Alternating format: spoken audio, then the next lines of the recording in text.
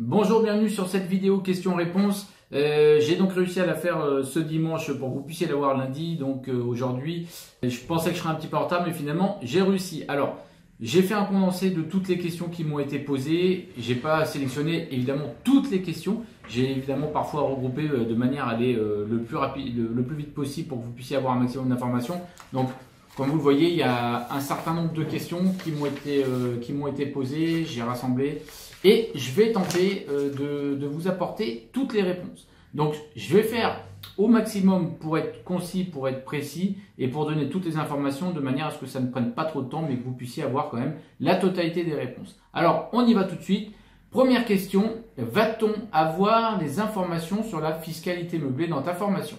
Oui, tout de suite, je peux répondre à ça. Il y a un module qui est entièrement dédié à la fiscalité, dans lequel je ne donne pas tous les détails comme un expert comptable, mais par contre, vous aurez tous les éléments pour comparer avec la fiscalité sur le nu et aussi pour comparer les différents systèmes fiscaux existants en meublé. Donc, suite à ce module, vous aurez toutes les informations concernant la fiscalité qui doivent vous permettre de faire un choix et qui doivent vous permettre d'anticiper pour pouvoir enfin discuter avec un comptable et un expert comptable et même le faire seul. A priori, c'est jouable, mais voilà, c'est des choses dans lesquelles moi, je vous avoue, je ne me lance pas, même si je l'ai fait au départ. Maintenant, je suis accompagné. Donc, je vous donnerai les astuces sur quoi dire à l'expert comptable et comment se faire accompagner et même par qui se faire accompagner si vous le souhaitez. Donc, deuxième question qui m'a été posée un peu dans le même sujet. Y a-t-il des moyens pour ne pas payer trop d'impôts quand on investit en immobilier ? C'est une très bonne question. C'est une très bonne question dans le sens où si on gagne de l'argent avec l'immobilier et qu'on redonne tout aux impôts, évidemment, ça n'a pas de sens. Puisque si vous êtes là pour dégager de l'argent, faire du cash flow ou tout simplement avoir des investissements rentables, le calcul de la rentabilité se fait aussi grâce à l'imposition, puisque moi je parle toujours de net, c'est-à-dire ce qu'il reste après imposition. Donc oui, il existe des moyens et oui, il faut optimiser la fiscalité. Il existe des solutions assez simples qu'il faut connaître, mettre en place, anticiper pour pouvoir discuter avec un expert comptable. Cela dit, je mets la petite parenthèse aussi, quand vous tombez sur les bons experts comptables, c'est ce que j'explique dans la formation, vous êtes accompagné pour améliorer, pour optimiser et pour payer le moins d'impôts possible et finalement ne pas en payer au moins les 5 à 10 premières années. Ensemble de questions aussi qui m'ont été posées concernant les artisans. Est-ce que Yann, tu donnes des méthodes pour trouver des artisans? Est-ce que tu donnes des moyens pour trouver les bons artisans? Alors oui, on parle des travaux et je parle de méthodes pour trouver les artisans sur comment les sélectionner, comment faire en sorte de trouver les bons, comment faire en sorte de les garder et comment travailler de pair avec eux plutôt que d'être à contre-courant, j'ai envie de dire, et faire en sorte d'être toujours braqué. Je vais vous donner des méthodes pour les sélectionner, pour faire en sorte d'anticiper avec le chef qui coordonne l'ensemble des travaux pour que vous puissiez avoir des estimations assez rapides et assez précises pour pouvoir faire des offres, puisque parfois il faut faire des offres très rapides, j'allais dire en 10 minutes, mais pas forcément en 10 minutes, mais vous êtes appelé par un agent immobilier, il faut faire une offre rapide et vous avez besoin d'une estimation réalisée par un artisan qui va être bonne et efficace très rapidement. Donc je vous donne des techniques et des moyens pour justement trouver ces artisans qui vont correspondre à la demande d'un vrai investisseur en immobilier. Alors, question suivante, complètement en lien, comment fais-tu pour trouver ces artisans et est-ce que c'est délicat à trouver? Alors, très honnêtement, j'ai trouvé des bons artisans, j'ai eu aussi affaire à des personnes un peu moins efficaces, on va dire. J'ai cherché, j'ai trouvé et j'ai fait en sorte de garder les bons. Alors, je ne veux pas vous dire que c'est très simple, mais il y a vraiment des techniques à mettre en place pour faire en sorte que ça se passe bien et que vous puissiez trouver. C'est ce qui compte.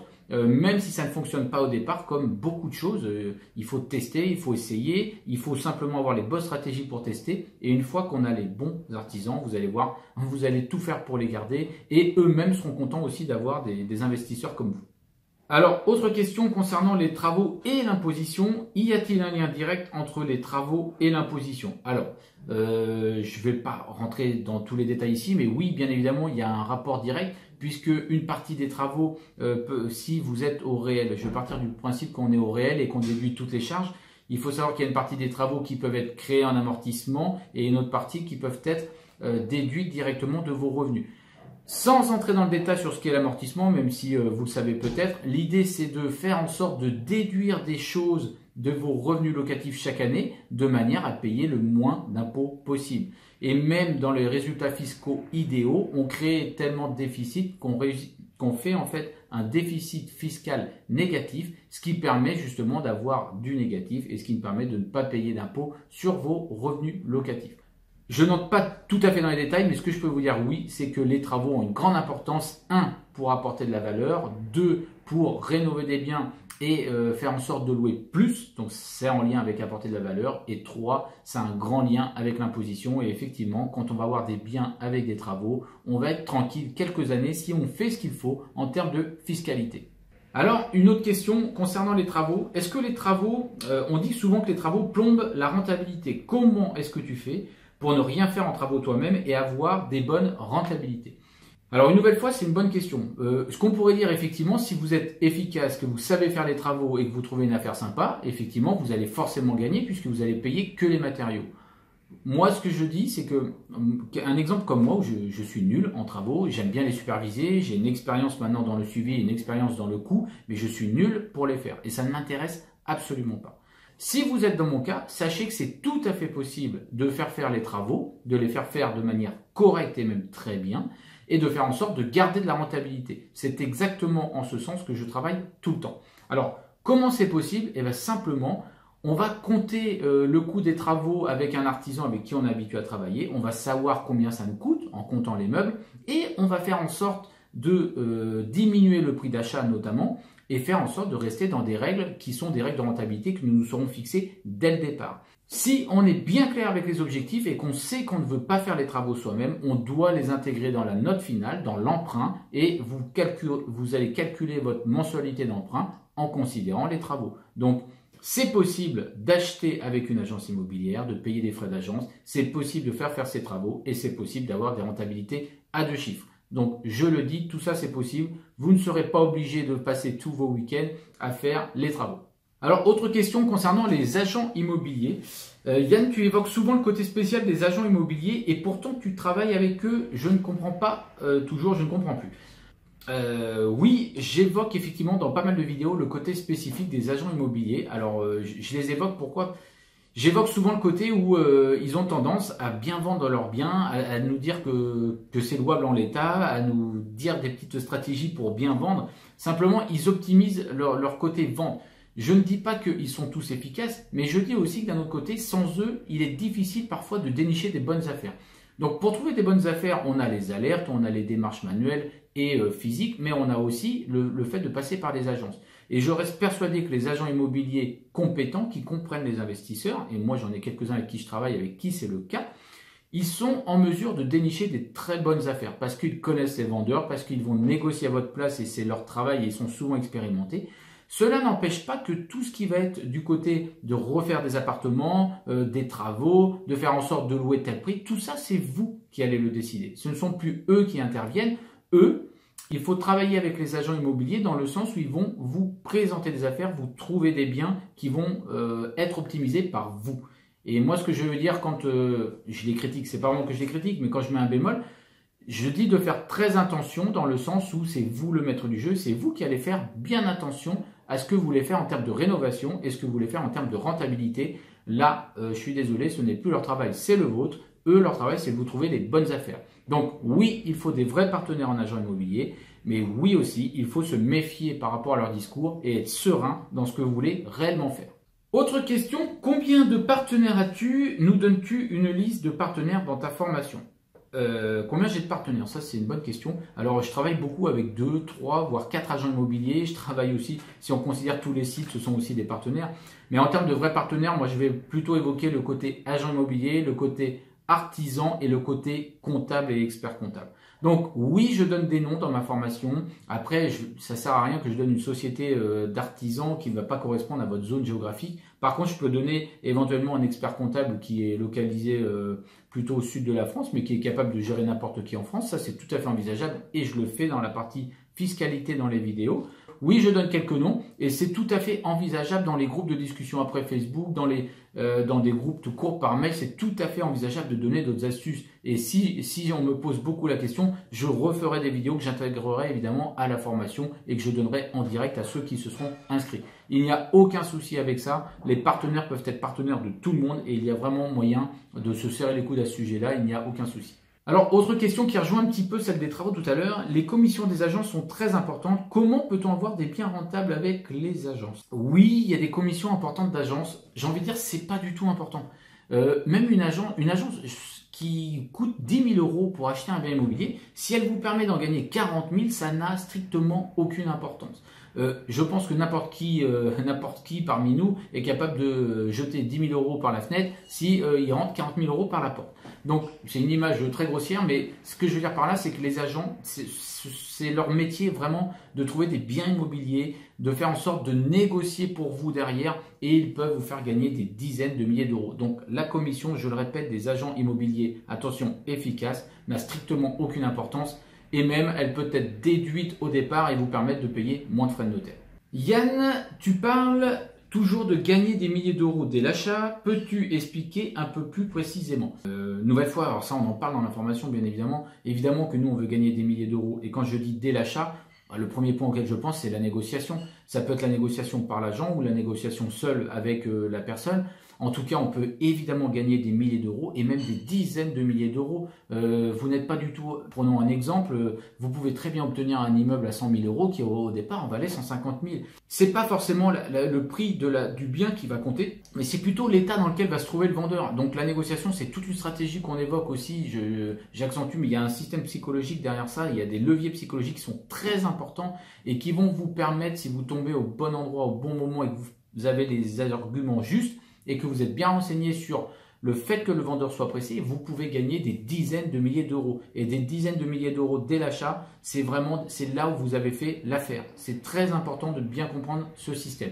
Mais ça, j'y reviens en détail. Là, pour répondre à la question, je le redis, oui, c'est possible de gagner des dizaines de milliers d'euros dès l'achat. Ne vous fiez jamais à un prix qui est affiché sur une annonce ou qui est donné par un agent immobilier. Alors, autre question, j'ai déjà un gros crédit sur ma résidence principale, est-ce que je peux quand même investir? Alors, oui, oui et oui. Donc, oui, même si on a un crédit sur la résidence principale, ça ne change rien au fait que vous pouvez toujours monter des dossiers très solides et que vous avez peut-être une trésorerie de côté qui est en place et qui va prouver au banquier que vous êtes en mesure déjà de bien vous servir de votre argent. Donc, oui, c'est possible, même si votre taux d'endettement est à 33%. Et à l'inverse, si vous n'avez pas votre résidence principale, ne l'achetez pas tout de suite, attendez un peu et essayez plutôt de faire vos investissements en premier. Mais rassurez-vous, si vous avez une résidence principale, vos investissements ne sont pas terminés, vous allez pouvoir continuer à investir, mais vous allez devoir créer des dossiers encore plus béton. J'ai 22 ans, je travaille à plein temps, est-ce que je peux commencer à investir? Oui, complètement. 22 ans, c'est très bien. Je connais des jeunes qui ont commencé à 19 ans, qui ont fait des erreurs, d'autres qui se sont formés un petit peu. 22 ans, il n'y a aucun problème. Simplement, à 22 ans, tu as tout le temps, donc prends le temps, prends le temps de faire la formation. Oui, voilà, je fais ma promo, mais peu importe. Prends le temps de te former, tu vas perdre quelques mois pour te former, pour passer à l'action, mais ça va pas du tout être de la perte de temps. À ton âge, c'est excellent. À 23 ans ou 24 ans, tu auras peut-être déjà des biens, c'est vraiment excellent, ou peut-être même avant. Oui, c'est possible, surtout si tu es installé et que tu as un CDI, comme j'ai cru le comprendre à travers ton profil. Tu as un CDI, tu es installé, peut-être que tu as déjà de l'épargne, que tu as mis des choses en place, donc il n'y a aucun problème. Tu vas suivre les mêmes choses, mais attention, attention à bien te former et à prendre le temps pour ne pas te pourrir non plus les années qui vont arriver. Mais j'ai envie de dire même que plus tu commences jeune, et plus c'est un avantage. Alors, une question, à nouveau un âge. Bonjour, j'ai 39 ans, 5 enfants et un travail plutôt sympa. Je gagne 2 850 € par mois et ma femme 2 000 €. Dois-je utiliser ma trésorerie pour investir? Alors, moi j'ai toujours tendance à me conseiller de ne pas l'utiliser. On peut tout à fait faire des achats rentables sans utiliser sa trésorerie. Vous pouvez tomber dans des règles très intéressantes où vous allez rembourser 500 € à la banque et faire rentrer 750 € de loyer alors que vous n'aurez utilisé aucune épargne. Vous serez à fond sur le levier de la banque. J'insiste dans ce sens-là, c'est que plus vous allez utiliser l'argent de la banque et plus l'effet de levier va être grand et plus vous allez au final gagner de l'argent. Puisque l'idée c'est de gagner de l'argent et se créer une trésorerie. Donc quelque part, moins vous allez utiliser la vôtre et mieux ce sera. J'ai envie de dire qu'il ne faut pas rester bloqué. Si vraiment c'est quelque chose qui bloque votre banquier, alors que vous avez envie de travailler avec lui, qui vous demande 10 000 euros pour payer les frais de notaire ou 15 000 euros, faites l'investissement quand même. C'est pas non plus ultra dérangeant. En règle générale, on va tenter de ne pas utiliser sa trésorerie, mais parfois, il faut savoir lâcher un peu de lest et on peut estimer que ça peut être aussi très arrangeant et pour faire un éventuel partenariat qui sera durable dans le temps. Salut Yann, j'ai 26 ans et pas du tout d'argent de côté. En revanche, j'ai un CDI depuis peu et je veux commencer à investir. Est-ce que ça peut le faire? Oui, comme tout à l'heure, j'ai pas ton âge. Ah si, 26 ans. Comme tout à l'heure, à la question à laquelle j'ai répondu aux jeunes de 22 ans, c'est tout à fait envisageable. Tu as le feu ouvert, tu as un CDI, tu as de l'argent de côté. Non, tu n'as pas d'argent de côté, pardon. Mais peu importe, fais attention à partir de maintenant de te créer peut-être un deuxième compte propre, nickel, ne te mets pas dans le rouge, prouve au banquier que tu sais faire les choses et monte un dossier béton et il n'y a pas de raison que tu ne puisses pas emprunter. Tu as un dossier qui correspond, vu ce que tu m'as envoyé en plus, j'ai pris le temps de regarder un petit peu, tu as un dossier qui correspond tout à fait à un courtier l'étudiera sans problème. Donc oui, tu peux te lancer, il n'y a aucune raison. Tu te formes, tu prends le temps de la théorie, tu mets les bases en place, tu vas mettre la pratique en place avec la théorie que tu as vue, une ou deux petites erreurs et tu vas voir, ça va se déclencher, ça va arriver et après tu vas dupliquer et enchaîner. Aucun souci. Comment doit-on faire pour reconnaître une bonne affaire? Donnes-tu des moyens d'identifier dans ta formation? Alors oui, c'est dans les premiers modules. L'idée, c'est justement d'expliquer ce que c'est qu'une bonne affaire, comment on l'identifie, comment on va faire en sorte d'en faire devenir une qui n'était peut-être pas au départ, dans quel chiffre vous devez rester, où vous devez investir, pourquoi il faut faire attention à quelques critères dans une ville. Bref, je vous donne tous les éléments. Vous avez tous les éléments pour trouver une bonne affaire et enfin vous lancer.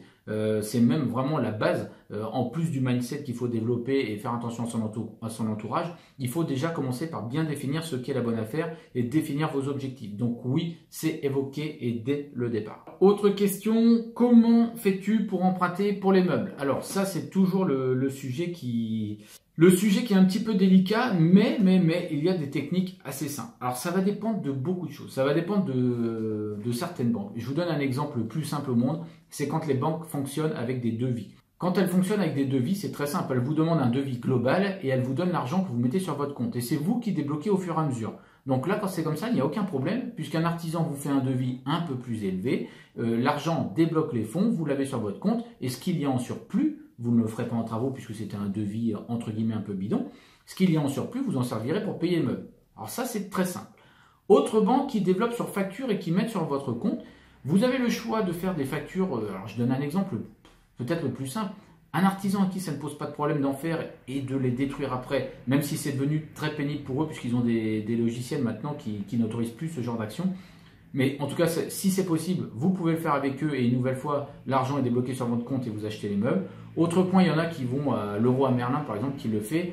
On prend des matériaux, on revient un peu plus tard en disant que vous dites que votre femme ou votre mari a déjà acheté et vous ne saviez pas, vous revenez, vous faites rembourser et vous gardez la facture et vous pouvez vous en servir pour débloquer et ainsi acheter les meubles avec. Il y a des petites techniques comme ça qui peuvent être usées et qui permettent justement de se faire financer les meubles. Alors l'idéal, c'est la première solution, c'est j'allais dire les entreprises, non, c'est les banques qui fonctionnent avec devis et qui débloquent l'argent sur votre compte. Et la deuxième chose idéale, c'est que déjà l'argent soit débloqué sur votre compte et pas directement aux artisans. Ou sinon, après, il faut que les artisans puissent vous fournir des meubles et passent des factures qui soient mentionnées autrement. Ça aussi, ça peut être envisageable. Voilà, ça c'est quelques petites astuces, mais j'en évoque dans la formation et il y a moyen que ça fonctionne. Je ne comprends pas qu'avec autant de revenus locatifs, tu ne payes pas d'impôts. J'ai l'impression que tu mens à ce sujet. Ah oui, c'est vrai que j'avais noté cette question.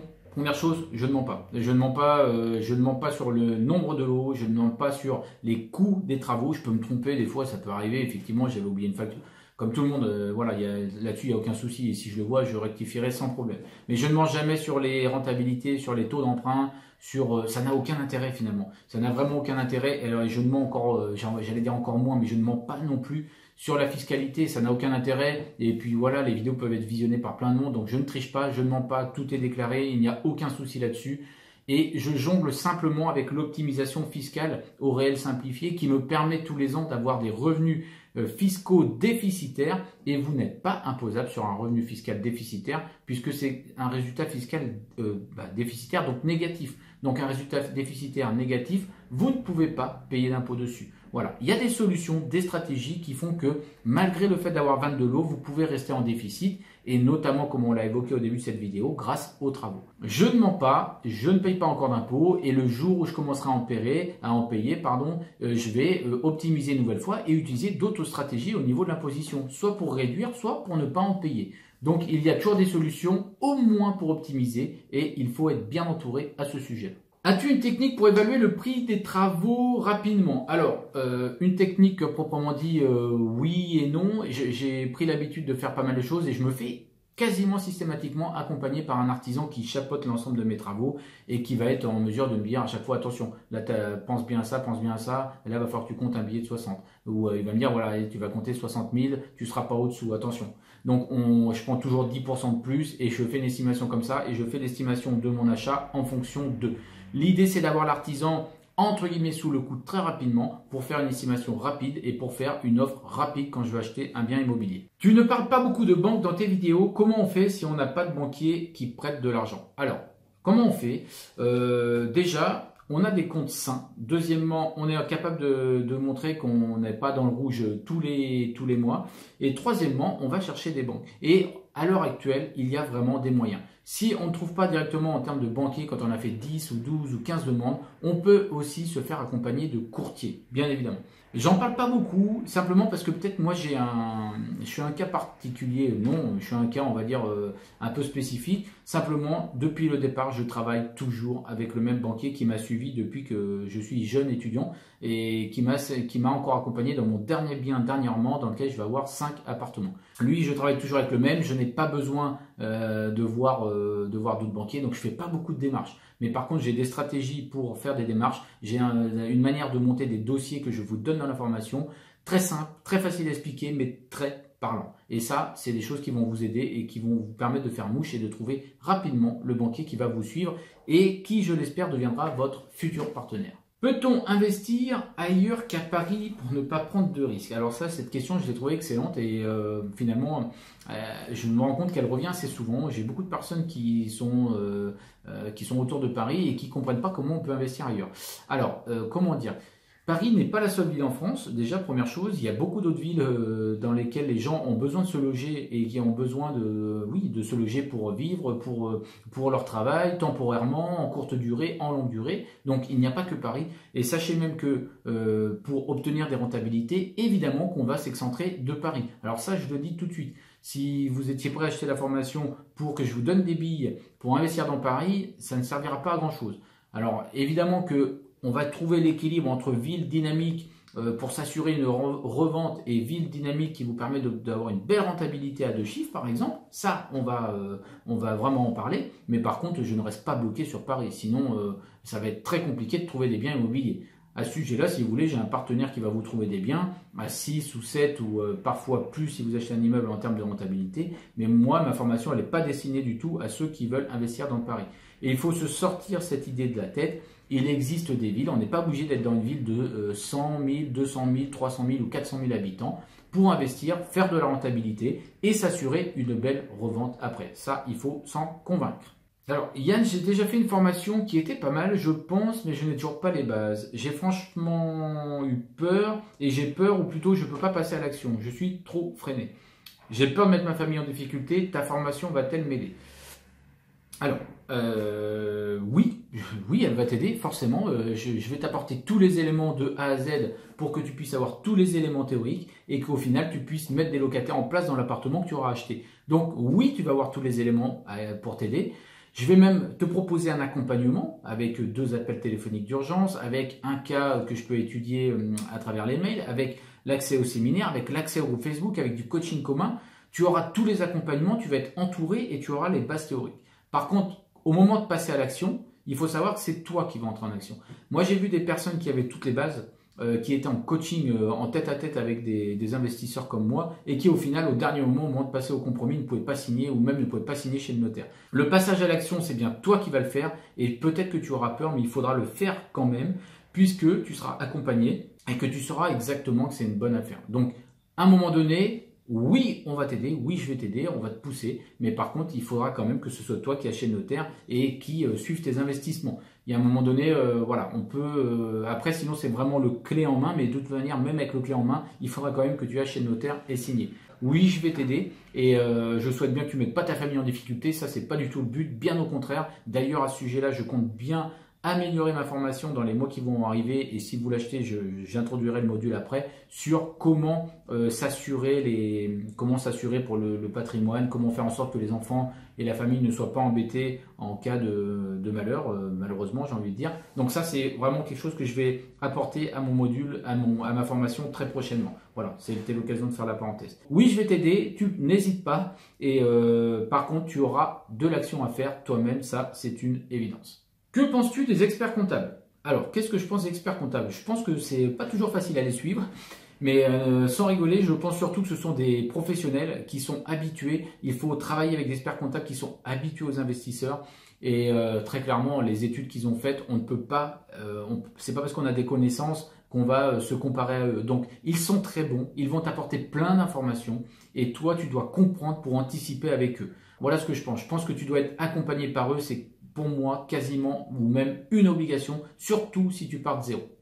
Ça, c'est voilà, j'espère que je suis très clair là-dessus. Ça n'empêche pas qu'il faut comprendre pour anticiper, mais il faut se faire entourer de professionnels. Est-ce que les 33% d'endettement sont un frein, par exemple avec l'ARP? Alors, je l'ai renoté, en fait, j'ai déjà répondu tout à l'heure, j'invite à revoir dès le départ. Donc non, ce n'est pas un frein. Et oui, il faudra monter de très bons dossiers pour surpasser les 33% d'endettement. À partir de combien de cash flow une affaire est bonne? Ça, je l'explique aussi dans la formation. Enfin, de toute façon, tout ce dont on parle, je l'explique puisque c'est l'idée d'une formation, c'est que vous ayez tous les éléments. C'est pas forcément à partir de combien de cash flow, c'est à partir de combien, à partir de quelles règles je vais utiliser pour avoir une affaire qui soit rentable, qui me permette de vivre mes investissements en toute sérénité. Qu'est-ce que je dois mettre en place pour ne pas être embêté par les travaux 2 mois après, pour plus avoir de soucis, et faire en sorte que 10 ans ou 15 ans ou 20 ans après, ça soit une affaire que je puisse revendre et qui ne me pose pas de problème. Et qui en plus soit une affaire qui soit rentable maintenant et qui me fasse gagner de l'argent chaque mois. Voilà ce que je vous propose, c'est de gagner de l'argent tout de suite, c'est d'avoir un bien sur lequel vous n'aurez pas de soucis pour la revente, sur lequel vous allez apporter de la valeur et un bien qui vous permette de vivre en toute tranquillité et en toute sérénité. Un immeuble de rapport peut-il s'effondrer et comment vérifier la solidité? Ça, je suppose que c'est un peu en lien avec ce qui s'est passé autour de Marseille dernièrement. Ça reste une très bonne question. Il y a des bases à bien vérifier en termes de solidité. On va aller voir des immeubles qui ont une centaine d'années, 200 ans, 300 ans. On va regarder, alors peut-être pas 300 ans, mais on va regarder un petit peu comment les structures, les fondations. On va bien regarder si tout ça c'est au clair. Ce qu'il faut apporter en termes de travaux pour s'assurer une longévité dans la structure de l'immeuble. Tout ça, on va regarder. Donc, oui, c'est une question importante. Et comment on peut s'en assurer? Alors, je vérifie ta question. Un immeuble peut-il s'effondrer? Comment vérifier? Il y a des techniques. Il faut vérifier les structures. Il faut vérifier les fondations. Il faut faire des vérifications en fonction des lieux et des villes. Par exemple, il y a des lieux où les diagnostics thermiques est obligatoire. Vous allez aussi vérifier après sur les bases de structures saines. Est-ce qu'on est sur du bois, sur du fer, sur de la pierre? Voilà, tout ça, on l'évoque, on regarde en précision et après, quand on a des doutes, pareil, une nouvelle fois, par exemple, avec une grosse fissure extérieure, si on a un doute, savoir si c'est de la structure ou si c'est plutôt juste le crépi, on fait intervenir un professionnel expert en fissure qui va coûter 500 €, mais qui va nous permettre d'avoir vraiment une base solide et une réponse solide et efficace. Voilà un petit peu la réponse, mais en tout cas, c'était judicieux ta question. Oui, il faut bien vérifier. Notre objectif, c'est rentabilité, tranquillité et sérénité. On m'a toujours dit qu'il fallait un apport pour investir. Est-ce que c'est vrai? Et sinon, que faut-il? J'ai vu plein de vidéos. Alors, première question. On m'a toujours dit qu'il fallait un apport pour investir. Est-ce que c'est vrai? Non, ça, je le dis tout de suite, c'est pas vrai. Il faut des comptes sains, il faut rassurer son banquier, histoire que lui puisse se rendre compte qu'il gère quelqu'un qui sait prendre des risques. Mais on n'est pas obligé d'avoir un apport pour investir, on n'est pas obligé de payer les frais de notaire pour investir. Et sinon, que faut-il? Eh bien voilà, sinon que faut-il? Il faut des bases solides, il faut des comptes sains, il faut montrer qu'on est capable d'avoir des comptes financiers classiques, on est capable d'épargner et il faut surtout avoir un bon dossier et être logique dans son discours, être capable de bien présenter son dossier. N'oublions pas que le banquier est un gestionnaire de risque et lui, ce qu'il veut, c'est gérer des risques minimum. Il veut voir qu'il a affaire à un professionnel, à quelqu'un qui a bien réfléchi son affaire et qui vient avec des éléments solides et pas un rigolo qui a entendu parler d'immobilier mais qui au final ne sait pas ce qu'il fait. Donc, même personne qui me pose une autre question. J'ai vu plein de vidéos, je me suis toujours pas lancé. Est-ce normal? Oui, ça peut être normal. Je sais pas si c'est normal, mais ça peut l'être. C'est pas parce qu'on voit plein de vidéos et qu'on n'est pas dans un certain ordre, qui sont pas données dans un certain ordre, qu'on va se lancer. À mon sens, il y a beaucoup de personnes qui décrivent les formateurs, les formations. Bon, voilà, il y a longtemps que j'ai appris à passer au-dessus de ça. Moi, ce que je dis, c'est qu'il faut trouver une manière de procéder et de manière efficace. Il est tout à fait possible que ce soit, qu'il y en ait qui se lancent avec 3 vidéos parce qu'ils avaient besoin de se rassurer sur un aspect fiscal, sur un aspect travaux, bon pourquoi pas. Mais l'idéal quand même, c'est d'avoir une formation et des plans de formation avec des vidéos structurées. C'est-à-dire des choses qui sont faites étape par étape, qui vont vous permettre de ne rien oublier et qui au final vous ferez des petites erreurs mais toutes petites. Vous allez éviter des grosses erreurs et vous allez avoir des démarches en toute sérénité. J'insiste, mais c'est très important. Yann, tu délègues le plus possible apparemment, mais tes affaires restent-elles rentables au final? Alors oui, ça rejoint ce qu'on a dit tout à l'heure. On peut tout à fait déléguer, le bon achat il se fait dès le départ et la rentabilité s'acquiert dès le départ. Donc oui, on peut tout déléguer, je le redis, ça ne change absolument rien à la rentabilité et l'idée c'est de travailler sereinement et de ne pas être en stress sans arrêt. Donc on peut déléguer pour le fait de trouver les biens immobiliers, même si on va être là bien évidemment, pour les travaux, pour les locataires, pour la gestion des locataires, on peut tout déléguer, mais il faut d'abord pratiquer pour s'assurer des bases sereines et pour savoir ce que l'on veut réellement. Y a-t-il des moyens pour savoir combien je vais gagner chaque mois avec l'immobilier? Alors ça c'est une question, c'est pas facile de répondre. L'idée ça va être de trouver des bonnes affaires, de savoir ce que tu veux faire comme stratégie et oui tu vas finir par déterminer combien tu vas gagner. Mais d'abord les bases saines, d'abord la mise en place de stratégie et savoir comment tu veux développer ta rentabilité, c'est-à-dire en apportant de la valeur ou en multipliant les stratégies locatives. Donc pas facile de répondre, mais ça va venir au fur et à mesure du temps. Tu vas savoir combien tu gagnes avec l'immobilier et tu vas savoir jusqu'où tu veux aller. Ça, c'est certain. Quels sont les principaux pièges à éviter en immobilier? Il y en a tellement, il y en a plein. Il y en a plein. À mon sens, le premier piège, c'est de croire que c'est facile et de croire qu'il ne va pas falloir passer à l'action. Ça, c'est le premier piège. Et le deuxième piège, c'est peut-être de ne pas se former et de ne pas avoir tous les éléments. Ça, c'est un piège qui me paraît évident. On croit peut-être qu'en voyant 4-5 vidéos comme ça, on va avoir tous les éléments. Attention, il y a beaucoup de choses à connaître quand même. Mais quand on a les bases, une nouvelle fois, je le redis, vous allez avoir ce qu'il faut pour investir et pour investir dans un ordre précis. Les pièges à éviter, à mon sens, c'est ne pas se former et croire que si vous ne passez pas à l'action, ça se fera tout seul. Voilà, c'est très général, mais c'est tellement pointu. Tout le reste, je l'évoque dans ma formation. Je ne peux pas revenir en détail parce que rien que pour ça, sinon il me faudrait les 90 vidéos et ça serait très très long. Comment fais-tu pour louer plus cher que les autres? En parles-tu dans tes vidéos? Oui, ça c'est une bonne question. Effectivement, j'en parle déjà dans mes vidéos gratuites. Oui, je cherche à louer toujours plus cher en apportant de la valeur et je n'arrête pas d'en parler dans ma formation puisque l'idée, ça va être de vous faire acquérir des biens rentables. Donc, vous allez acquérir des biens dans lesquels on doit apporter de la valeur, multiplier les stratégies locatives et faire en sorte d'exploser le cash flow si vraiment c'est votre objectif. Donc, il faut trouver les bonnes villes, multiplier les stratégies et faire en sorte d'apporter une grande valeur à vos biens immobiliers. Dans un secteur à 2000 € le mètre carré, faut-il s'obstiner à trouver une bonne affaire ou aller ailleurs? Je répondrai 2 choses à ça. La première des choses, c'est qu'on peut s'obstiner un peu et voir si on va tomber sur le bon vendeur pour négocier et faire une très bonne affaire. Mais après, rien n'exclut d'aller voir ailleurs. Et d'ailleurs, je vous donne des outils pour aller chercher dans d'autres villes. Donc, tout à fait, ça c'est envisageable, il n'y a aucun souci. Vous pouvez aller voir ailleurs et vous pouvez aussi continuer à travailler dans votre ville. Alors attention, si vous êtes dans une ville où c'est très compliqué de faire de la rentabilité, on va chercher à s'excentrer à la fois du centre-ville et parfois de la ville en elle-même, puisqu'une petite ville un peu pas très éloignée pourra vous rapporter de belles rentabilités et ça n'empêchera pas que vous aurez un bien extrêmement intéressant. Voilà pour l'ensemble de ces questions. J'ai sélectionné, alors il y avait beaucoup d'autres questions, il y en a peut-être qui ne s'y retrouvent pas dans ces réponses, je m'en excuse si c'est le cas. N'hésitez pas à m'en reposer, en tout cas m'en poser dessous. Aussi, je vais faire un webinaire dans les quelques jours qui arrivent. Normalement, il sera prévenu samedi. Donc, je vais envoyer dans votre boîte mail. N'hésitez pas à me poser la question. N'hésitez pas à télécharger mon bonus sur mon site aussi si vous n'êtes pas entré et que votre mail n'est pas inscrit. L'idée, c'est que moi, je vais présenter ce webinaire. Je crois que c'est samedi à partir de 19 h, il me semble. Je vous parlerai de justement comment optimiser les achats immobiliers, comment gagner de l'argent, comment on peut devenir un futur rentier. Donc, je vous enverrai cette invitation très bientôt et ça sera l'occasion de poser d'autres questions. Et ça sera aussi la clôture de la formation puisqu'elle fermera ses portes le samedi, ce samedi même à minuit. Donc, on terminera le webinaire sur les questions. Je vous laisserai un numéro de téléphone sur lequel vous pouvez même me contacter et ce sera bien moi qui répondrai comme une question me l'a été posée. Donc ça sera bien moi. Donc je vous dis à très bientôt. J'espère que vous aurez trouvé quelques réponses dans cette vidéo. Je vous dis à très bientôt, peut-être à samedi et peut-être à très bientôt aussi de l'autre côté dans la formation. À très bientôt.